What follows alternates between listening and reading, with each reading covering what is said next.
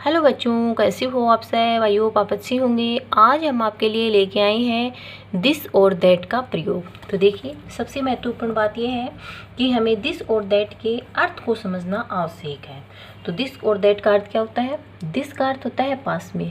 जब भी हमारे पास कोई वस्तु होती है, जैसे हमारे हैंड में पेन है, ये देखिए, तो इसके लिए दिस का प्रयोग करेंगे।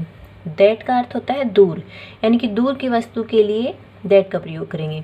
जैसे ये पेन हमारे हाथ में नहीं है, दूर है, तो इसके लिए हम करेंगे दैट का प्रयोग। अब देखिए, इसके लिए हमने कुछ एग्जाम्पल बनाए हैं, यहाँ पे पिक्चर बनाई है, तो आप देख सकते हैं किस तरह से इसका दिस और दैट का प्रयोग करेंगे। सबसे पहले दिस का प्रयोग। This is a cup. तो ये कप हमारे पास में, इसके लिए हमने एक छोटा सा एरो बनाया है, आप देख सकते हैं, या हैंड का भी पिक्चर यहाँ पे बना सकते हैं, यानी कि हमारे पास में है, तो छोटा सा एरो बनाया है, और दैट के लिए हमने बड़ा एरो बनाया है। तो इससे आप समझ सकते हैं दिस इज़ ए कप, यानी कि कप हमारे पास में है, तो इसके लिए आएगा this. This is a ball. Ball हमारे पास में है, तो इसके लिए आएगा दिस का प्रयोग। अब देखिए, यहाँ पे हमें लिखना है इज़ ए बैट। छोटा सा एरो है, बैट हमारे पास में है, तो यहाँ पे आएगा दिस। तो यहाँ पे दिस का प्रयोग करेंगे। इज ए जग। जग हमारे पास में है, तो यहाँ पे आएगा दिस का प्रयोग। तो इस तरह से हमें बच्चों से करवाते जाना है कि दिस कहाँ पे आता है। अब देखिए, this is an Apple. Apple हमारे पास में है, तो यहाँ पे आएगा दिस का प्रयोग। Is a mango. मैंगो पास में है, तो इसलिए दिस का प्रयोग। Is an egg. ये एग पास में है, तो दिस। तो पास की वस्तुओं के लिए दिस का प्रयोग करेंगे।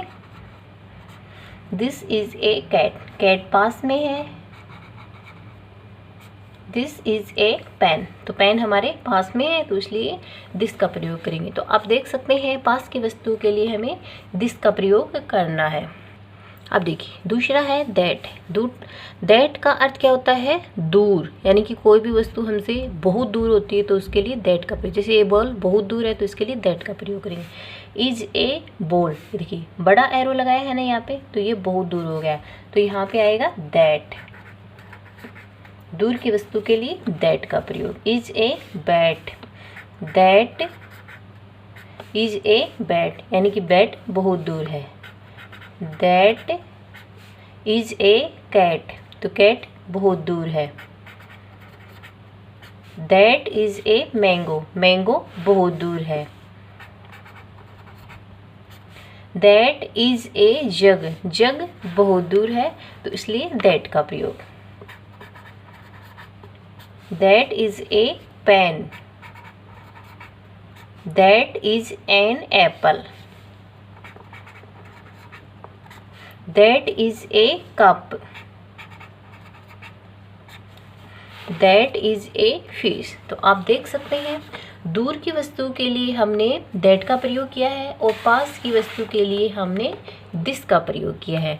तो सबसे महत्वपूर्ण कार्य इसका यही है कि इसके अर्थ को समझना आवश्यक है। दिस और दैट का अर्थ क्या? दिस का अर्थ होता है पास में, और दैट का अर्थ होता है दूर। तो थोड़ा बहुत भी यदि हमारा वीडियो आपको अच्छा लगे, तो वीडियो को लाइक कीजिए, चैनल को सब्सक्राइब कीजिए। Thank you for watching.